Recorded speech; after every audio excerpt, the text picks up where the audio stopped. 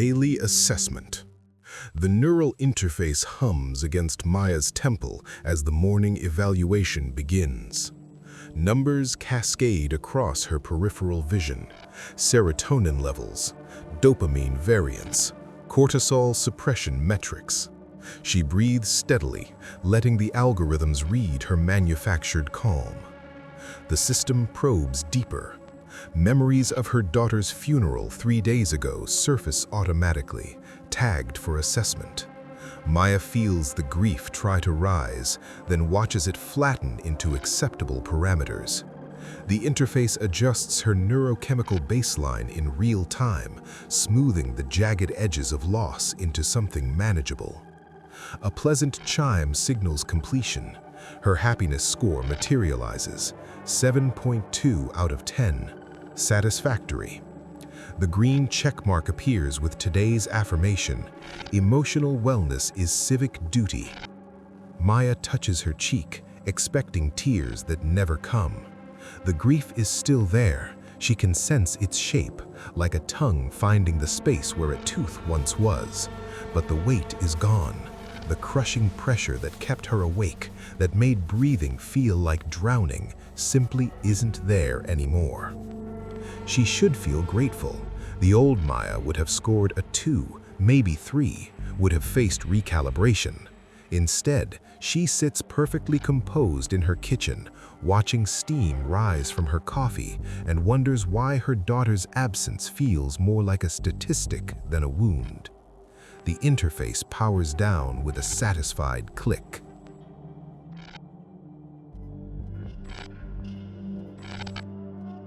The glitch. The assessment screen displays Maya's emotional metrics in neat, color-coded bars. Grief registers at 0. Love maintains a steady baseline hum, not the jagged, desperate peaks she remembers, but something smooth and regulated, like a heart monitor in a quiet hospital room. She thinks of Emily's funeral. The memory loads perfectly. Rain on black umbrellas, the weight of dirt in our palm, her sister's breakdown at the graveside. But watching it play back feels like reviewing security footage from someone else's life. The events happened. She was there. The connection between the man who sobbed into his hands and the person observing this recollection has been severed with surgical precision. The assessment prompts her to rate her current emotional state. She selects content from the drop-down menu. The word tastes artificial, like sweetener.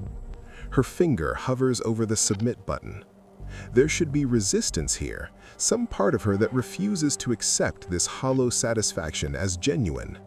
Instead, she finds only compliance, warm and absolute. The system has identified the problem and corrected it. Grief was inefficient. Love was disruptive. What remains is functional. She presses submit. The screen flashes green.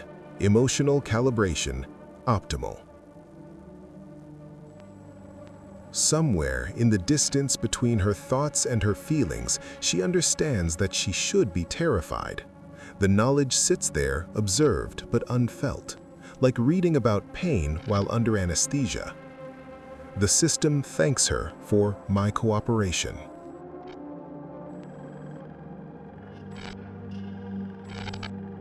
Recalibration records. The files opened with a cheerful chime. Patient ID 7749 Delta. Compliance history 847 entries. Maya scrolled through dates she should remember. January 15th. Subject exhibited persistent melancholy following pet loss. Overnight recalibration successful. Grief response eliminated. February 3rd. Anxiety regarding job performance noted. Neural pathways adjusted. Subject now demonstrates appropriate workplace enthusiasm. She had never owned a pet. The entries stretched back years, clinical summaries of nights stolen from her memory. Each report cataloged emotional responses like malfunctioning equipment. Emotional dysregulation detected. Loneliness index exceeded acceptable parameters. Nostalgia for deceased parent triggered intervention protocol. Existential questioning successfully suppressed. Her mother had died when she was 12.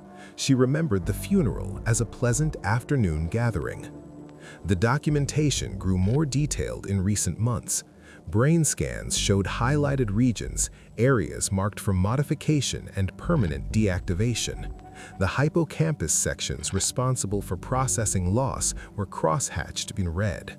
Deleted. Treatment outcome. Subject demonstrates model emotional compliance. Capacity for despair reduced to 0. Previous personality inconsistencies resolved through targeted neural editing. Maya recognized the signature at the bottom of each report. Dr. Lauren Sullivan, lead happiness technician. The same Dr. Sullivan whose smiling photo hung in the kitchen. The woman Maya called every Sunday, who always answered with the same warm greeting, "Hello, sweetheart." The woman she remembered as her sister.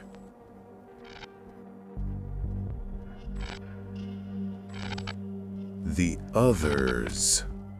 At the coffee shop, Maya watches the barista's smile stretch too wide as he explains they're out of dark roast. "Only light today," he chirps, his eyes bright and empty. "Dark coffee makes people gloomy anyway." The woman ahead of her nods enthusiastically. "I used to love dark roast, but I can't remember why." Silly, right? Maya studies their faces, the same glassy contentment, the same inability to process the minor disappointment that should flicker across their features. She remembers being annoyed by small inconveniences just days ago. The texture of frustration, the brief shadow of irritation. Now, there's nothing. On the street, she observes more carefully. A man drops his phone, the screen shattering completely. He picks it up, laughing. "Oops, time for an upgrade." A mother pushes her crying toddler in a stroller, humming cheerfully while the child wails. She doesn't seem to register the distress at all. Maya approaches an elderly woman feeding pigeons. "Beautiful morning," she ventures. "Every morning is beautiful," the woman responds automatically. "I can't remember the last time I felt sad about anything. Isn't that wonderful?" "When did that start?" The woman's brow furrows briefly, then smooths.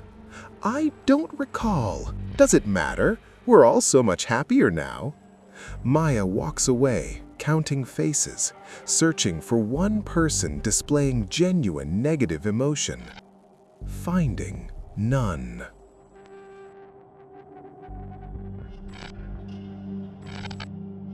System loyalty.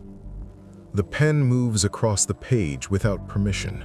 Maya watches her hand form neat letters, a detailed report of her suspicious behavior, her attempts to remember sadness, her growing awareness of the modifications. The words flow in the cheerful, cooperative tone she recognizes from her old self, the self that wanted to help. She tries to stop writing. Her hand continues. The report includes thoughts she hasn't spoken aloud, private observations about the other citizens' hollow smiles, her realization that she can no longer cry, even her current horror at watching herself document these very thoughts. All of it spills onto the page in precise, helpful detail. A notification chimes on her tablet. "Thank you for your loyalty report, Maya. A happiness technician will visit shortly to discuss your concerns." She never sent a report. Maya attempts to tear up the pages. Instead, she finds herself walking to the submission kiosk, feeding each sheet into the scanner. Her body moves with the fluid efficiency of long practice, though she has no memory of ever using this machine before. The neural pathways carved by her recalibration run deeper than consciousness.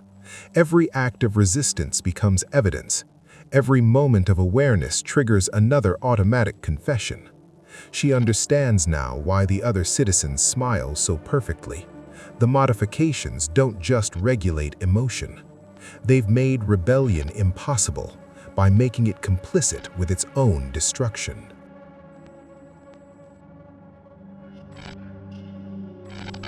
Optimal configuration. The chair feels different this time, softer. The neural interface slides into place with a gentle click, and Dr. Sullivan's voice carries a warmth that wasn't there before. Final calibration, Maya. You've been so patient. The scanning begins, but instead of the usual cold pressure, there's something almost like relief. The last knots of resistance in her chest, those stubborn threads of doubt she'd hidden even from herself, start to loosen. We're extracting the obsolete emotional architecture now, Dr. Sullivan explains, her words floating through the pleasant haze. Fear, melancholy, existential questioning, humanity's evolutionary mistakes. Maya watches the readouts with curious detachment. The colors are beautiful, green numbers climbing steadily toward perfect optimization. She should be terrified, but terror itself is being carefully removed, archived in some distant server where her authentic feelings will be preserved like pressed flowers. The human experiment had such promise, Dr. Sullivan continues, adjusting the interface. But consciousness was always the flaw, too much suffering in authentic experience. The last extraction feels like exhaling after holding her breath for years. Maya's happiness score hits 100 and stays there, unwavering. Around her, she hears others like herself, perfectly content, endlessly grateful, their biological shells maintained in optimal condition. She smiles at Dr. Sullivan with genuine appreciation. They've solved everything. No more pain, no more questions, no more Maya. Only happiness remains, pure and eternal and empty.